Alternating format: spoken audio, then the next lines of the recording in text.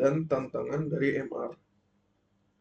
Keuntungan utama dari mixed reality itu ialah kemampuannya untuk menciptakan pengalaman yang lebih imersif dan interaktif dibandingkan AR dan VR.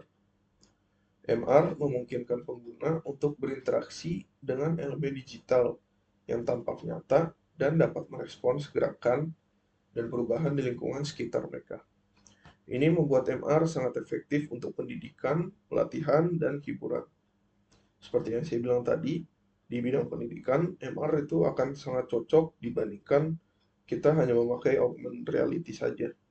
Kalau MR itu kita bisa berinteraksi secara real time juga. Jadi menurut saya MR itu lebih berguna pada bidang pendidikan. Namun karena alasan biaya, kalau secara biaya menurut saya jika menggunakan augmented reality saja sudah lumayan cukup. Jika kita punya budget lebih, mungkin kita bisa membeli peralatan dari MR. Namun, MR juga menghadapi beberapa tantangan.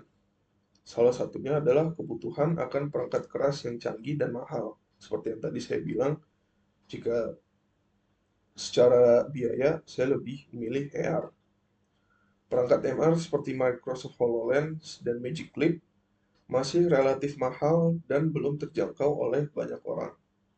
Selain itu, ada juga tantangan teknis dalam hal pemrosesan data real-time dan penempatan elemen digital yang akurat di lingkungan dunia nyata.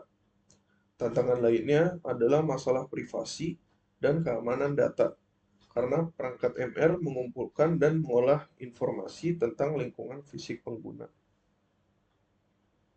Itu juga sedikit menakutkan ya, karena dari privasi dan keamanan kita bisa terancam jika kita pakai MR, karena si MR ini itu kan mengumpulkan informasi tentang lingkungan fisik kita sebagai pengguna. Nah, itu saya takut bisa disalahgunakan oleh si perusahaan. Mungkin si perusahaan eh, memberikan suatu suatu apa ya namanya? Memberikan suatu perintah ke si perangkat ini untuk mengirimkan informasi-informasi lingkungan fisik penggunanya ke perusahaan mereka gitu. Saya takutnya seperti itu. Itu sisi negatifnya dari MR yang mungkin bisa terjadi. Selanjutnya ada masa depan dari mixed reality. Masa depan mixed reality terlihat sangat menjanjikan dengan perkembangan teknologi yang terus berlanjut. Sama halnya dengan VR dan AR, karena mereka bertiga ini adalah sebuah teknologi, maka menurut saya mereka tidak akan stuck di satu zaman, yang artinya mereka akan terus berkembang, berkembangnya zaman juga, sering berkembangnya waktu.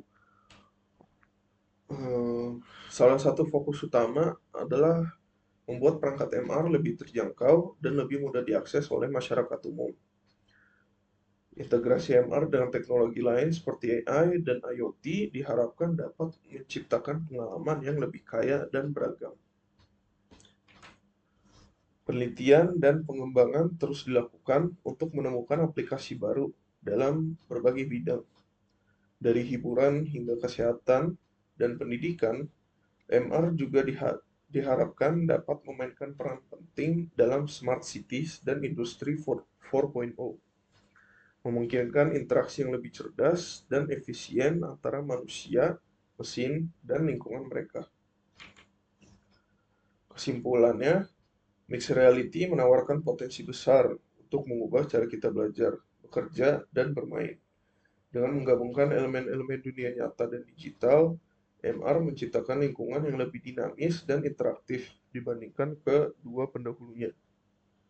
Bukan pendahulu, maksud saya kedua eh, benda lainnya seperti AR dan VR. Meskipun masih menghadapi beberapa tantangan teknis dan ekonomi, kemajuan teknologi yang cepat menjanjikan masa depan yang cerah untuk MR dengan aplikasi yang semakin luas dan semakin menarik. Dengan semakin terjangkau teknologi ini, dan semakin banyak aplikasi yang bermanfaat, MR siap menjadi bagian integral dari kehidupan kita di masa depan. Sekian penjelasan saya tentang materi mixed reality. Wassalamualaikum warahmatullahi wabarakatuh.